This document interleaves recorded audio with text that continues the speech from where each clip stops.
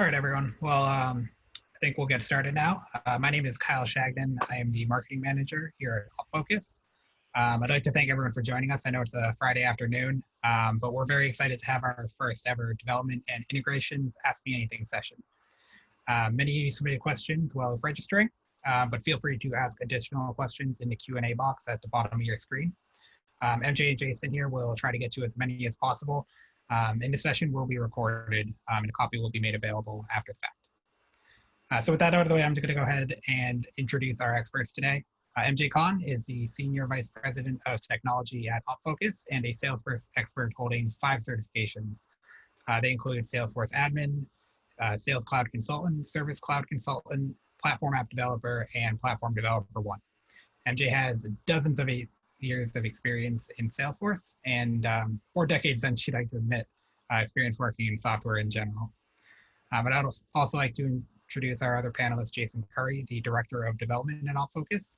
Jason holds over a dozen Salesforce certifications. I'm not going to list them all, but they include Application and System Architect, Platform Developer 2. And Jason has 10 plus years of Salesforce Architect experience leading up our development team here at OpFocus. Our development team in general has completed hundreds of development and integration projects, and they really understand the importance of installing things correctly and implement them in a way that works for your team. So with that being said, I'm going to go ahead and pass things over to MJ. Yeah. I'm going to try to find the right slide here. There we go.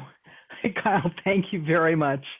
I am very happy to be here, and I'm proud to say that we've been able to produce some really transformational results for our clients through custom development and through integrations. Here are some of the common results that some of our customers have seen after go live and adoption. But you don't have to take it from me. You can hear it from some of your peers in revenue ops. We've been privileged to help so many SaaS companies through their process of transforming the way they do business by implementing custom processes, custom automations, custom user interfaces, and integrations. I've had the privilege of working with Brian Gates and the team at OpFocus and with Sherry Mersdorf and the team at HealthGrades. I have to say the reason that I do what I do and the reason we do what we do at OpFocus is to make the kind of difference that they're talking about here. And it is always a thrill for me to hear our clients say that we have succeeded. So with that, I think we're ready for questions. Kyle, can you give everyone a sense of how the discussion will work today? Sure. So when asking a question, I'm going to go ahead and unmute you so you can ask your question verbally to MJ. Please state your name, your role, and the number of users that you have at your organization. You'll then have about a minute to ask your question, and MJ will take 5 to 8 minutes to answer it. We do want to make sure that we're able to get to as many questions as possible, but within that time, MJ will answer it to the best of her ability. So with that being said, MJ, back to you. All right. I'll say I'll answer to the best of my ability, been very ably supported by Jason as well. I thought as we wait for people to get in and put in your own questions, I thought I'd talk about a little bit of the kinds of things that you can do with custom development, some sampling of custom development use cases. Here's just a random sampling. The number of things that you can do with development in Salesforce is limited only by your imagination and maybe not even that much. So a number of things that we can do. Very often we'll get a request. If something happens in the database, we want to make something else happen. And more often than not, especially for custom development, we do that with triggers. And some examples of that are things like automatic creation of renewal ops, which certainly can be done with CPQ, but it can also be done without CPQ, can be done with custom development. Well, often we'll get asked to do things like automatic lead conversion. A lead comes in, maybe it's imported from a list, maybe it comes in from a marketing automation system. If we're able to match it somehow with an existing contact or even an existing account, automatically convert it. Things like persona assignment, which becomes especially important if you want to implement something like demand unit waterfall, the ability to automatically assign personas to contacts.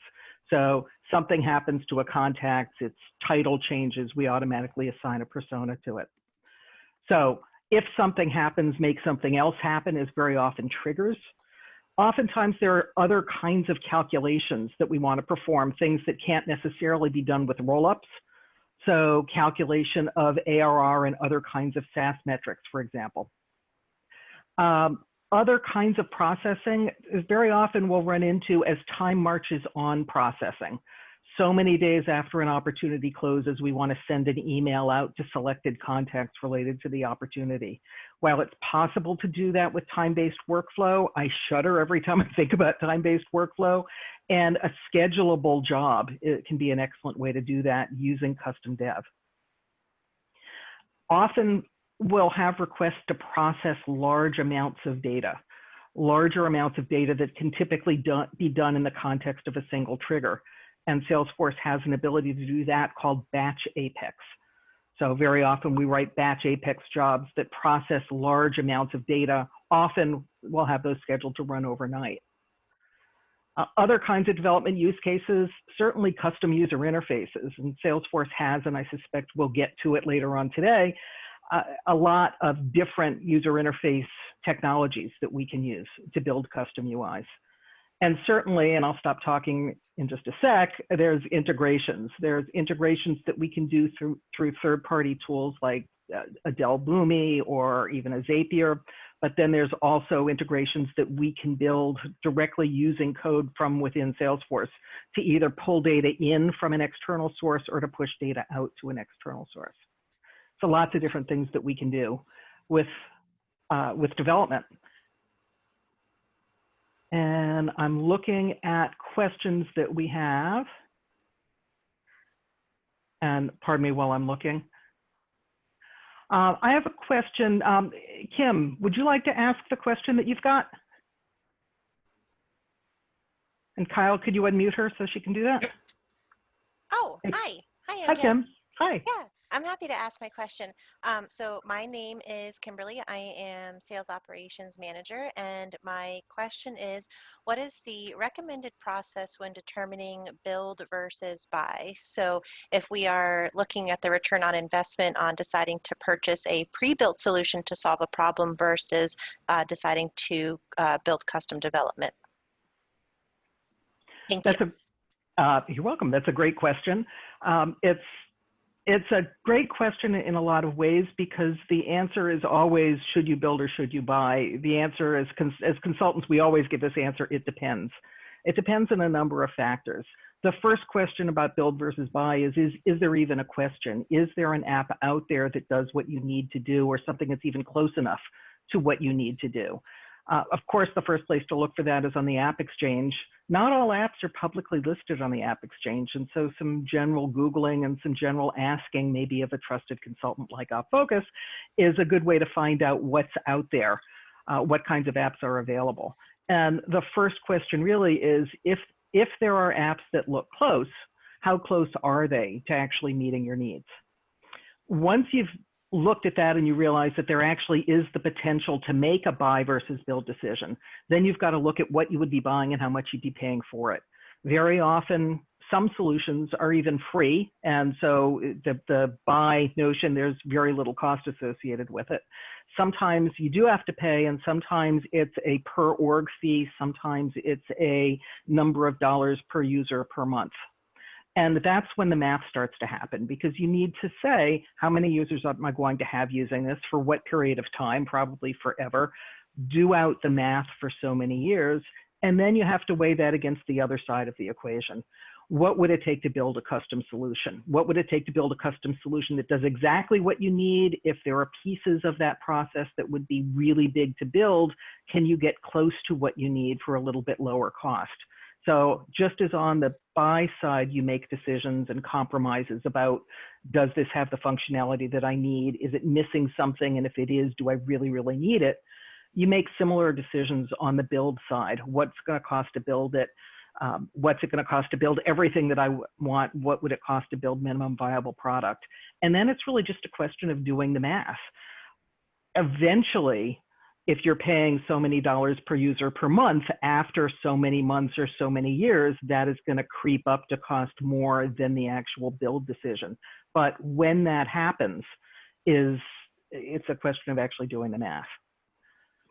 The only other things that I'd suggest you consider is that as your needs change over time, that decision that you bought may not be able to accommodate those changes. On the other hand, as your needs change over time, as the way your users use the system over time, a custom solution that you've built may need to be extended and enhanced, at which point some additional development might need to happen. So I hope that helps. Let me just throw in one other little piece. When you're building a solution using custom code, and Kim, I think you've seen that in your work with us, very often, even if we're building things in code where it's going to take a developer to modify code and to extend code, we still try to make it as configurable as possible. If we have something that operates on a list of fields, then we try to make that list of fields be something that an admin can configure rather than calling a developer to come in and process it and make code changes. So even if you're building, you still need to take a look at how you're going to build and what aspects of what is built can be made configurable so that you don't really need a developer to make minor changes. Kim, does that help? Yes, thank you. It helps immensely. Excellent. Thank you. Sip. All right, I'm looking at other questions.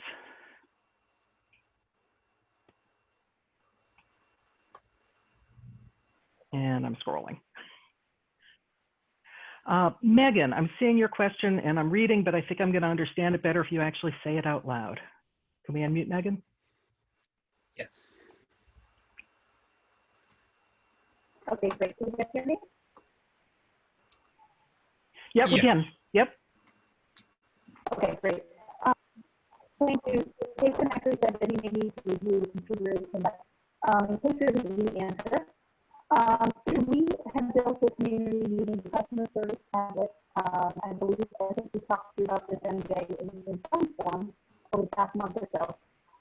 When we launched this new template in the beginning of June, what happened was the origin field no longer populates. Sorry, can you hear me okay? I've got someone saying that it's a little difficult. Yeah, it's a little difficult at the beginning, but it sounds perfect now. Yeah, it got better now, yeah.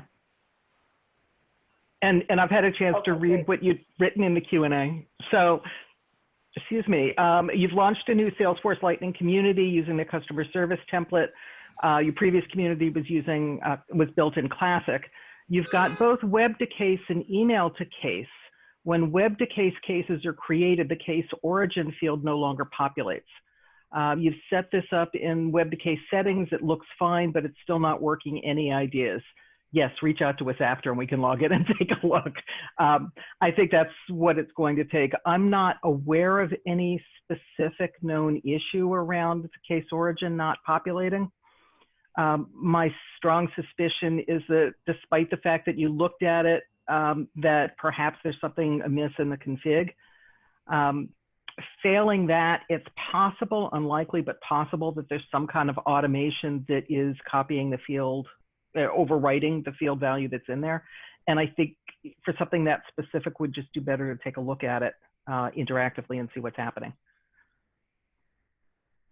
Do you want to reach out after? I think Kyle probably knows how people can best get in touch with me. It's just by email, Kyle? Yes, that would be the most direct way. Okay. Jason, do you have any thoughts on that? No, my thought was kind of the same process that you're going down.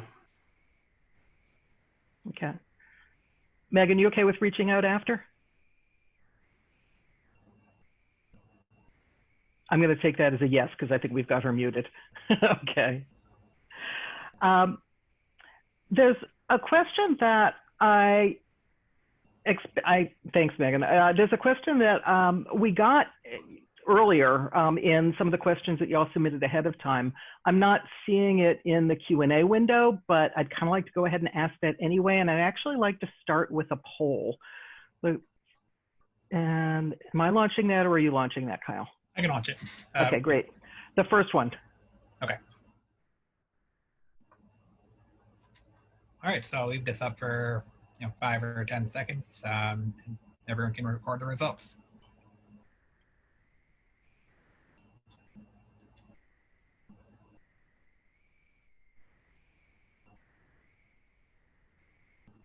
All right, we'll give it a few more seconds here. 3, 2, and 1.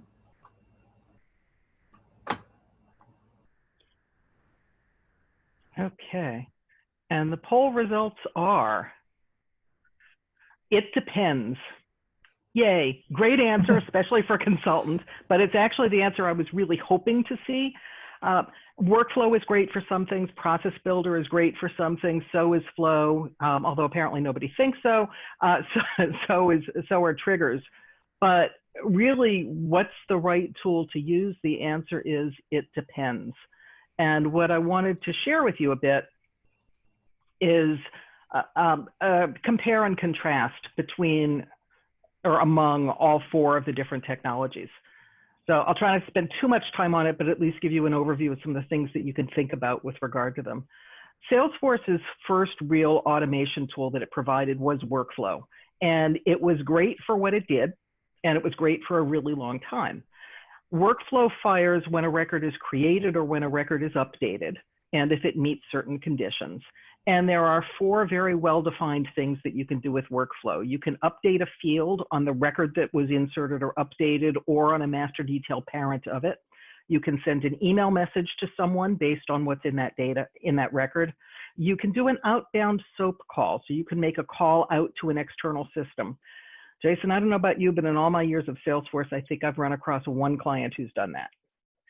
And finally, you can create a task. So Workflow, really good for a very limited set of things. Then several years ago, Salesforce came out with Process Builder. It's a much more visual user interface. It fires when a record is created, when a record is updated, or when there's some event that explicitly launches a Process Builder. Process Builders can do everything that Workflow Actions can do, plus a few other things. If Workflow, you can only update the record that caused the workflow to fire or a master detail parent. With Process Builder, you can actually create and update totally unrelated records. So a lot more power there. There are a number of other things that you can do, launching quick actions and flows. You can call Apex code. You can submit for an approval process, and you can invoke another process in Process Builder. So definitely more things that you can do with Process Builder. Then Salesforce came out with Flow.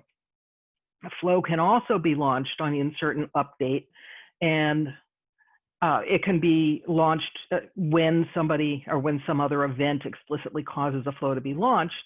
And recently, I think in spring 20, Salesforce released the ability to launch a flow before a save. So somebody changes a record, but before the change is committed to the database, the flow can do some additional processing on that record. The kinds of actions it can do, everything Process Builder can do, plus it has the ability to have, depending on how it's launched, a wizard-like user interface. A little limited in terms of how pretty it can look, but still really handy for certain kinds of dialogues that you might want to have with a user. It can do much more complex procedural logic. It actually looks a lot like a flow chart, what you can do. So you can do loops and if then else's and variable assignments and all sorts of things like that. So a lot more that you can do with Flow than with Process Builder, more complex to configure, but more powerful. And finally, there's triggers. Triggers have been around since a little while after Workflow. Triggers are written in Apex, so this part absolutely requires a developer. Triggers can fire before and after records are created, updated, deleted, or undeleted. And by before and after, I mean before a change is written to the database and after a change is written to the database. And what can triggers do? It can do anything that Process Builder, Flow, Workflow can do, and really just about anything you can think of. They're limited in some ways by things like Salesforce governor limits, as any of the previous ones are as well. But you can do really anything your little heart desires using triggers because Apex code is just that powerful. So then the question is, when do you use one of these technologies and when do you use another? And we had someone on our team, a developer named Veena Sundaraharagu, who did a really cool study of performance of all of these different technologies. And she came to some general conclusions. If you want to update the same record that caused some automation to fire, The ways that we recommend are either using a before trigger, that's Apex code, or one of the new kinds of ways of launching a flow, the before save flow. Both of those, a before trigger and a before save, detect that a change was made to a record and then modify the record before it's actually committed to the database. If you use workflow, if you use process builder, it actually doesn't detect the change until those don't fire until after the record has been written to the database, which means that if they then want to make their own update to the record, it causes another write to the database, and that causes a performance hit. So especially if you're concerned about performance, if you want to make a change to the same record, you want to do it before the record gets saved to the database. And the only way to do that is with a before trigger or a before save flow. If you want to create or update other records, you can do that with a trigger, with a process builder, or with a flow. Workflow doesn't really allow you to do that other than creating tasks. And what we found is, and it depends on the circumstances of what you're creating, but those are to some extent on a par. It depends on how many records you're creating. It depends on how they're related. And that gets a little bit complex, how they're related to the record that caused things to fire. But those three things, these days, Flow and even Process Builder have gotten fast enough that they can come close to rivaling what you can do in custom code in a trigger. So the correct answer, which one should you use, pretty much depends on the circumstances. It's pretty clear if you're making an update to the same record, and otherwise, Trigger, Process Builder, and Flow each have their own advantages depending on the skill set that you're able to bring and what it is you're trying to accomplish. So I hope that helps answer that question. Let's see, I'm looking up at questions again.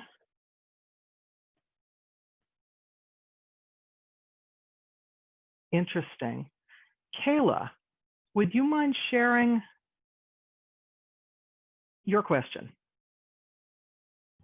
Yeah, sure. Hi, everyone. So what I'm trying to create is like, I guess stopwatch functionality is probably the best way to describe it. So for instance, I work in implementation, and one of the things that we utilize, of course, is projects, but I think that's in Financial Force.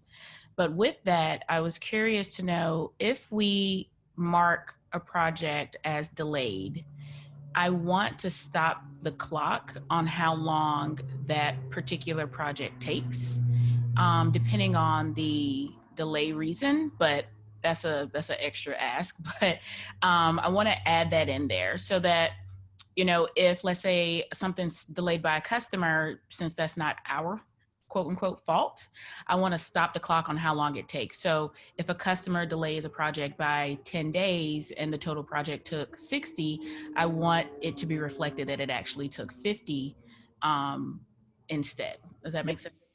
Yeah, it makes a ton of sense. Thanks, Kayla. It's a very similar problem to one that we hear from time to time around case management. People want to know how long a case spends in different states. How long does it spend in-house where we're waiting for a customer support person to respond to the case? And how long does it spend where we're waiting for the client or the customer to respond to whatever it is the customer support sent them? So it sounds like a very similar kind of situation. Exactly. We want to know exactly how long, in your case, a project, in the other case, a case, how long it spends in different states. Kyle, am I right that we actually have a blog article that talks a little bit about that? Yes, I believe so. Yeah, we do. And at some point, Kyle, if we can keep track of the fact that Kayla asked it, and maybe either post it in the webinar chat or get back to Kayla after the fact. We have several different ways, and the blog article will talk about one really good one of saying when a record, a case, or a project or whatever reaches a certain state, to keep track of when it reached that state and then when it left that state. And then you can do math to record the difference between the two times and keep track of that. You can do that in a variety of ways. You can do that to say whenever there's a transition, keep track of the fact that the transition happened and what the difference is. And sometimes you just want the cumulative amount. How long did it spend total, even if it bounced back and forth between different states? And there's a variety of ways you can keep track of that. One way that we did relatively recently, we had a client who wanted to keep track of transitions between, I think it was stages in an opportunity. And they had field history turned on for opportunity stages. There are different ways of tracking opportunity stage history. And what that saves in Salesforce is a set of history records related to an opportunity where every time a field that you're monitoring changes, it tells you the old value, the new value, and the time of the change. And I believe there are ways of reporting. Being a developer, I tend to do this with custom code instead. There are ways of saying, well, we're going to fetch all of those history records, and we're going to sort of play back history to say, well, we know the opportunity started in this stage, and we know that on this date, 3 days later, it changed to another stage. So now I know it was in 3 days in the previous stage. And we look at the next history record and see what its transition was and how long it was. So the data is there in Salesforce.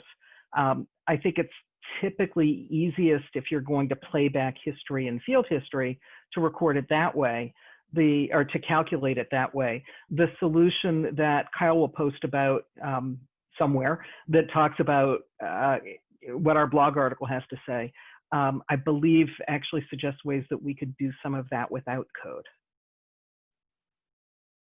Oh, great. That'd be ideal. Thank Cool. you. Excellent. You're very welcome. We have a question that Joanne has asked about queuable versus batch. Joanne, can you say any more about that?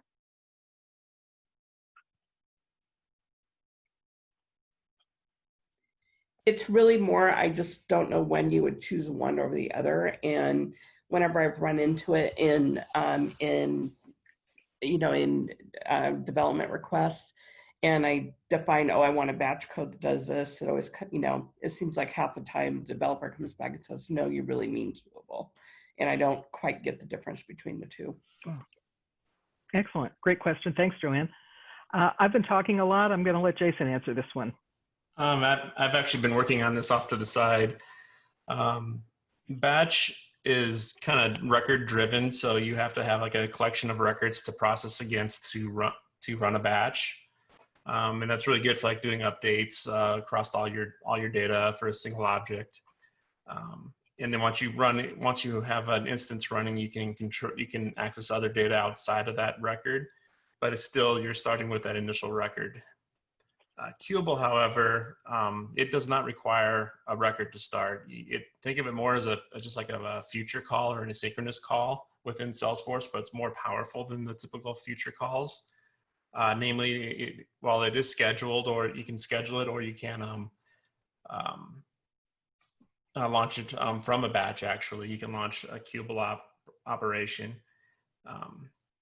Queueable also has higher governor limits in some cases, such as like the stack limit is a lot higher. So if you're processing like file data or something, you can process larger files with it. You can, like I said, you don't have to start with a record. Some of the differences between them, batch, while you can do batch chaining, so like when one batch stops, you can start another batch. Salesforce frowns upon that, and they are starting to crack down on that practice. Especially in newer orgs, we're seeing that. Whereas Queueable, it does allow for unlimited number of chains. However, you can only have 5 consecutive chains queued up at one time, but as one completes, they can queue another indefinitely. And you can also, with batch, I think you can only have 100 scheduled Apex jobs at one time, whereas Queueable, you can only have 2. Or maybe it's 5 now, but it's a lot less. But yeah, Queueable, just think of it more as a generic function with higher limits. Okay. Thank you. I know I could count on you, Jason. Thanks, Joanne. Let's see, I'm looking at questions. And I see one from Kim that I'm smiling at. Kim asks, and I think I could just ask this one for you, can you share one of the most fun and or challenging custom development projects you've worked on? I can do that, and maybe Jason can as well. Kim, as much as I'd love to say that it's one of the ones that I did when I was working with you all, and I thoroughly enjoyed working with you all, I have to say that the kind of project that jumps out is actually one that we've implemented a few times now in slightly different ways each time. For some of the clients whose names you saw earlier, for RainFocus and Health Grades, formerly known as eVariant. And that's implementations of demand unit waterfall. For people who don't know, the demand unit waterfall is a different way that marketing is working with prospects.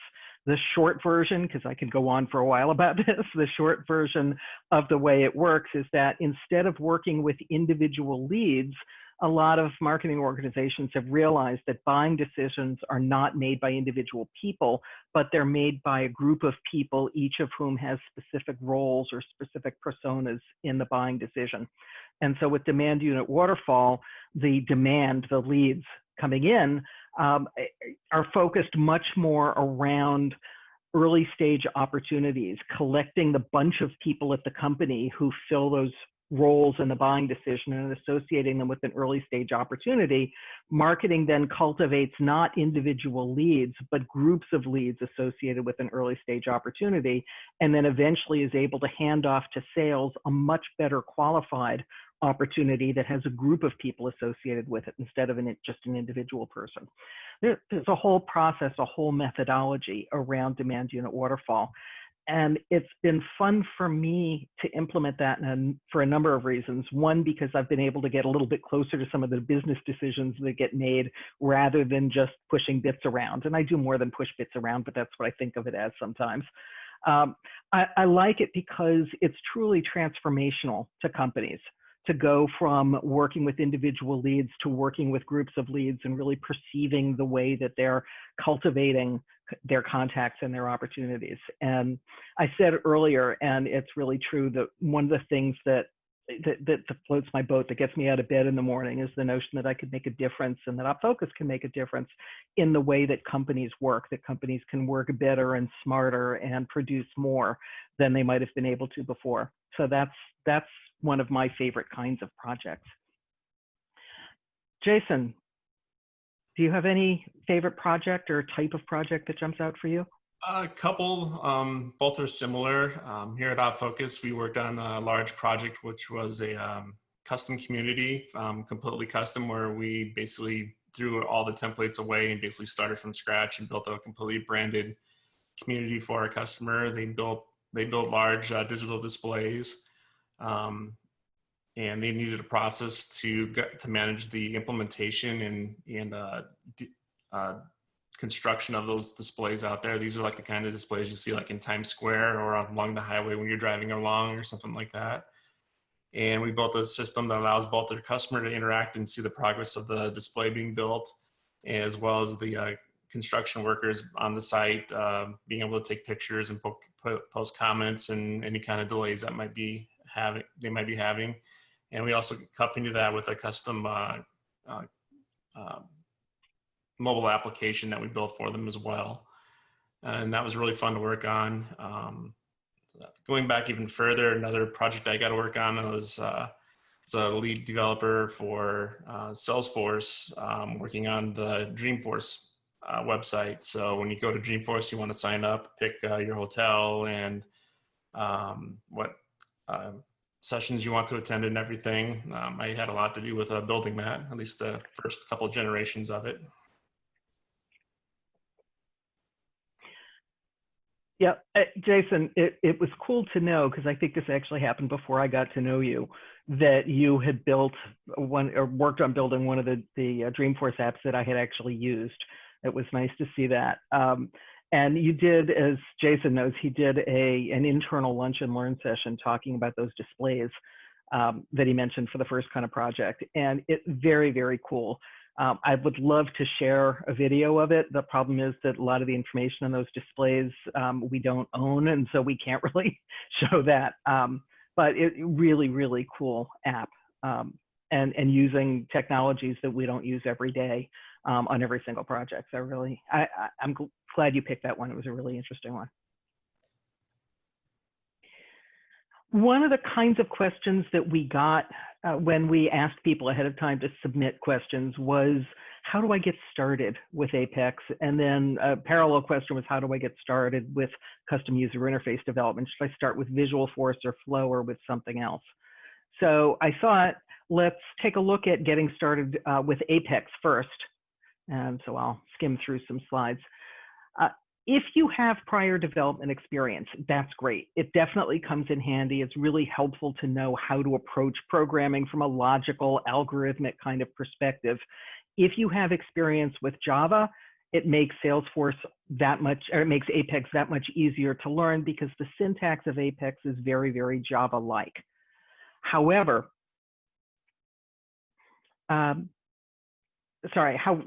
distracted by something on another screen. However, while Apex is very Java-like, it is not Java. Java runs, as everybody says, Java runs everywhere. Apex runs only on Salesforce servers. And because it runs on Salesforce servers, it has to adhere to certain rules that apply to Salesforce as a multi-tenant architecture. One of the biggest rules that Apex has to conform to is the notion that you can't do too much work in a single transaction, a single interaction with Salesforce. So you can't write Apex code that as a result of somebody updating somebody updating a record, you can't have Apex code that says, okay, right now I'm going to go off and create 1 million other records, because that's doing too much work in the course of a transaction. Salesforce has a list of limits called governor limits that define how much work can be done in a particular transaction.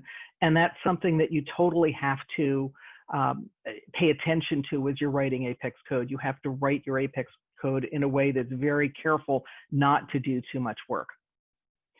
Another difference between Apex and Java or other environments is that while in Apex you're very often writing code that's interacting with a database, the language that you use to work with that database is not SQL. It's not the structured query language that you would use with SQL Server or Oracle or other database environments. Rather, it's a variant called SOCL, Salesforce Object Query Language. And that query language is different as well. So right away, there are a couple of things that it really pays attention, is helpful to learn about and pay attention to. One is writing code in ways that is very respectful of the multi-tenant architecture and governor limits. And the other is learning SOCL, learning how to access the Salesforce database by making queries. Once you can make those queries outside of Apex, it becomes a lot easier to deal with them inside of Apex. There's a lot to learn when you're getting going with Apex, and I didn't even try to list all of the resources here, but I did list a few key ones. One is Trailhead. There are lots of really good trails that will get you started learning Apex. There's the Apex Developers Guide, which at this point is well over 1,000 pages if you pull the PDF. I actually read it cover to cover when I got started, but that was a lot of years ago and it was a lot smaller. It's a tough read cover to cover, but it's still a really, really good reference guide, really good descriptions of a lot of things. Obviously, there are a lot of blog articles, a lot of websites, a lot of help articles. The biggest way to learn is by doing. Salesforce allows you to create developer edition orgs, and even if your company has its own production org, I recommend spinning up at least one developer edition org. You can get there from a number of places, including developer.force.com. And then on the top right corner, there's something about getting started or creating a developer edition org. I recommend that you do that because that way you can play in a private kind of environment, more private even than a sandbox, and you don't have to worry about accidentally doing anything that might have any impact on production. A couple of suggestions: start small and start before you need to. Don't wait until your manager says, hey, can you build this really big, complicated thing? And then say, okay, great, I'm going to learn Apex and dig in on that. That's not the time to be learning. The time to be learning is when you've got a couple of small ideas in your head of some small things that you could try doing. Gee, maybe I just want to create my own custom address book, which you could do using standard Salesforce functionality, but since you want to try to learn Apex, try to think of ways that you could add programmatic automation to a particular app. So start small, try to come up with a simple use case and work on implementing that before you try to dig in on something that has a hard and fast deadline and that your boss is going to be looking over your shoulder for. Especially when you are doing development for work, but even when you're working on something on your own, find a buddy, somebody who can help review your design with you, and somebody who can review your code, and somebody whose code you can review. That's next to actually being hands-on, having other people give you feedback on what you've done and having you give feedback on what other people have done is probably the next best way to learn. So I really strongly recommend doing design reviews and code reviews, and that's really at any stage of your development as a developer. And finally, never, ever, ever deploy to production without doing thorough testing. That includes unit testing. That includes load testing, especially when you're new. Very often, and new to Apex, very often people forget about that first part about governor limits. And so they will test their little lead trigger by inserting a single lead, and it works great. And they forget about the fact that, gee, somebody is going to start inserting 1,000 leads from a list, and all of a sudden their trigger breaks and all hell breaks loose. So never, ever deploy to production without doing thorough testing, without having thorough unit tests that you can write in Apex, and without also doing load testing. Those are my suggestions for getting started with Apex. Jason, do you have any others? The testing is probably the biggest part. You can really do some damage in a production org if you're not careful. Definitely. I guess one last bit, and this is something that sadly I've seen in a couple of orgs. Salesforce has a rule that says, first of all, you cannot build code directly in production. You must build code in a sandbox and then deploy in some way or another from the sandbox to production. When you deploy to production, you cannot deploy your code unless at least 75% of your code in every single trigger is covered by a unit test. So in addition to deploying your code, you have to write unit test code and deploy that as well. And on a few occasions, I've run into orgs where it's very clear that some intrepid developer built a lot of code, went to deploy at 11 o'clock at night, realized that, oh shoot, I forgot to write unit tests. And then they wrote either horrible unit tests or took a couple of other shortcuts. And some of you may know what I mean by that. It's too much to go into. But they took shortcuts to bypass writing unit tests. Unit tests are annoying to write. They're annoying when they fail, and as a developer, they are absolutely your best friend for making sure that when you're deploying one thing, you're not breaking something else. So absolutely make sure that you, as you're writing your code, you're also writing unit tests that thoroughly exercise your code. That right there is going to save you from a world of headaches, especially when you're deploying at 11 o'clock at night. All right, questions. We got a question. Brittany, is Brittany still on? I don't see her on the list, but she had asked a question, and a number of people had asked a question ahead of time. Should I learn Visualforce? How should I get started with user interface development? And I, in thinking about that question, put together a couple of slides, and one is talking about Visualforce and then the more modern ways of doing UI development. Visualforce is Salesforce's pretty much oldest custom user interface technology. It consists of HTML-like markup. So you write in an HTML-like language that can actually include HTML, what you want your page to look like, what fields you want to have on your page, for example, what actions you want your page to take. In addition to writing that, you also typically use what's called a controller, which is very often it's custom Apex code that sits in between your HTML and the database, and it controls the flow of information between your markup and the database. And then because you're writing Apex code, of course, you're writing unit tests. So if you're writing a Visualforce page, you're typically writing at least those three things, the HTML markup, very often an Apex controller that controls access to the database, and then unit tests for that code. Visualforce has been around for 10 years, 12 years, something like that. There's a lot of Visualforce that's been developed over the years. It by itself does not really look like Lightning, but it's very easy to transform most Visualforce pages to look like Lightning. There's just a couple of keywords you can add up to the top of a Visualforce page, and when it's being displayed in Lightning, it will be rendered in a Lightning style using the Lightning design system. One of the issues with Visualforce is that there's a lot of transfer between the HTML that is rendering in your browser and the Apex controller that's running on the server. And every time the browser has to talk to the server, that adds time. It takes time for that processing to happen. So work is done in two different places within the browser and in the database. There's a lot of time spent transferring information back and forth. It can be slow. Visualforce is still useful in a number of ways. It's used, there's such a thing as a Visualforce email template that can look very nice. There's generating PDFs is typically still done using Visualforce rather than other technologies. But other than that, sad to say, because it was my friend for a long time, Visualforce lived a long and useful life, but it's really in its waning days. Much more modern technologies, fortunately, have come along since then. Starting several years ago, when Salesforce announced Lightning, they announced something that at the time was called Lightning Components and now is called Aura Components.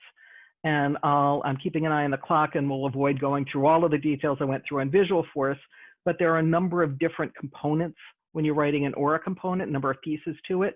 Many of those pieces are either CSS or JavaScript, and there's a lot more logic that happens on the browser side of things, which means less need for frequent transfers back and forth to the database, less need for Apex code, although there often still is a need for that.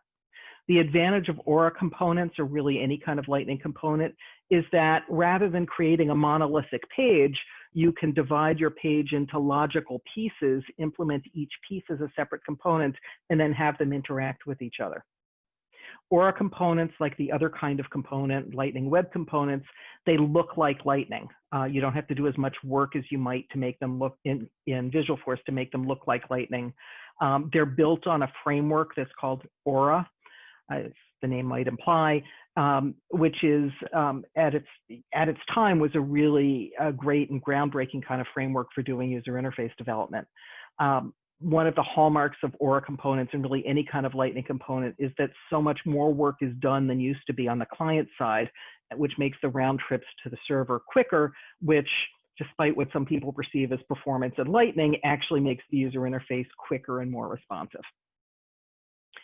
And then finally, the last kind I'll talk about is Lightning Web Components, which are sort of the next generation beyond Aura components.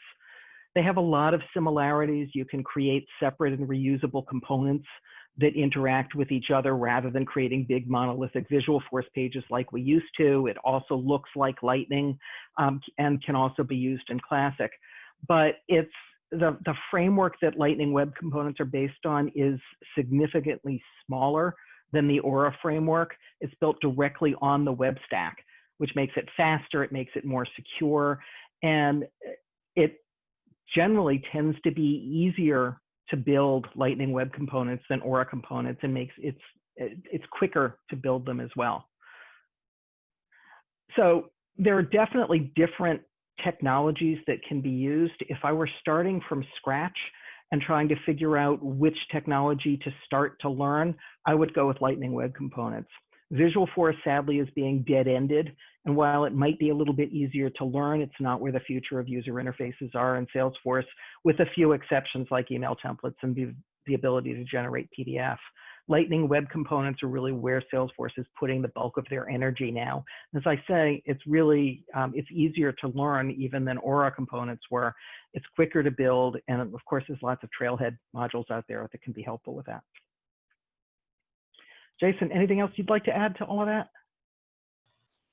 I know as far as my preference, I'm using Lightning Web Components as much as possible anymore. Great. Kyle, I'm looking at, thank you, Jason. Kyle, I'm looking at questions. Yes, I know we have a few that were submitted in advance, but I do want to give the opportunity for anybody on the line.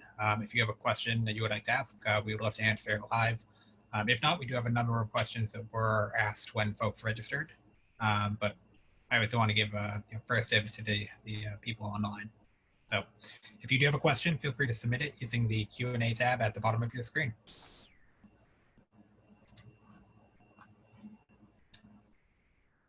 And if not, then... and if not, I've got one more thing I can share, if you're okay with that.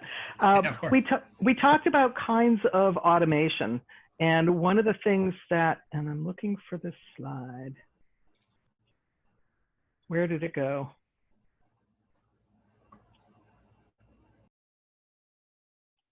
There it is. I was talking about workflow versus process builder versus flow versus triggers. And I had one other piece that I wanted to share about that.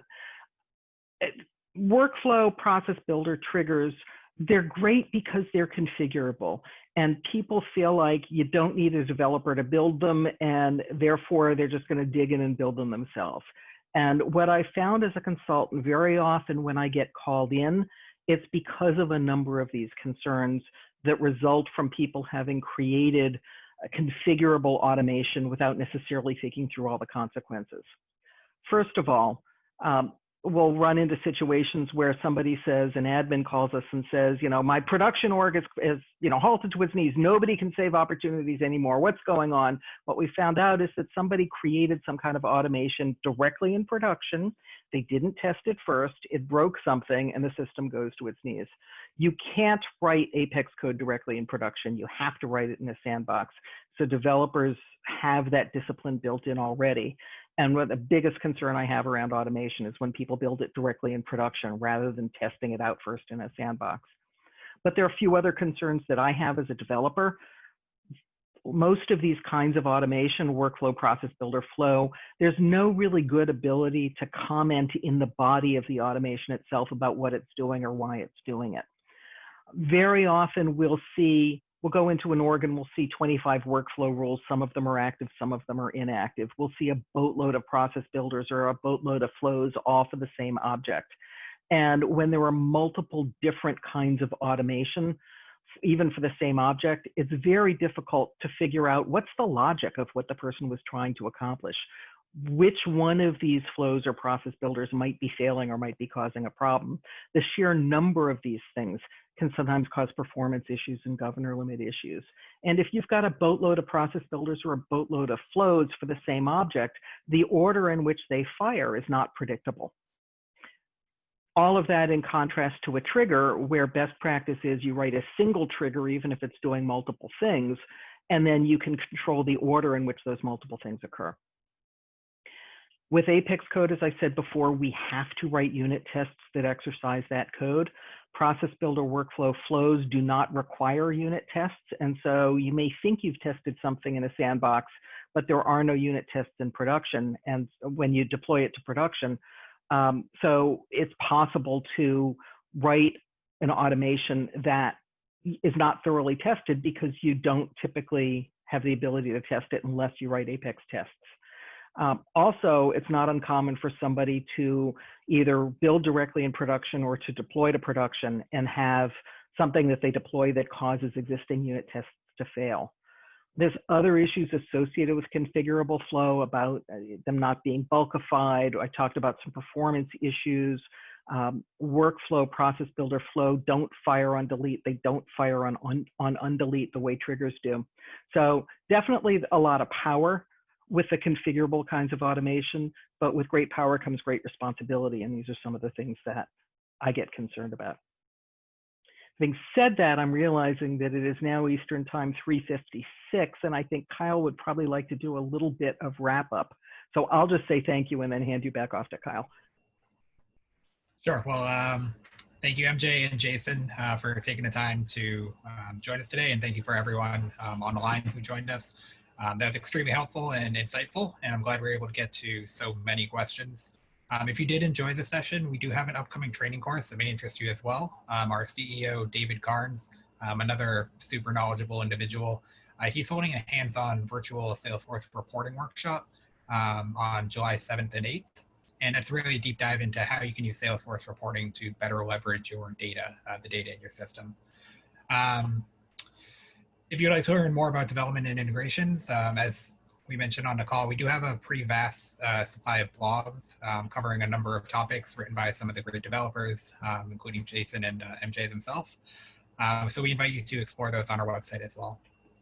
So again, I'd like to thank you for joining us on this Friday afternoon.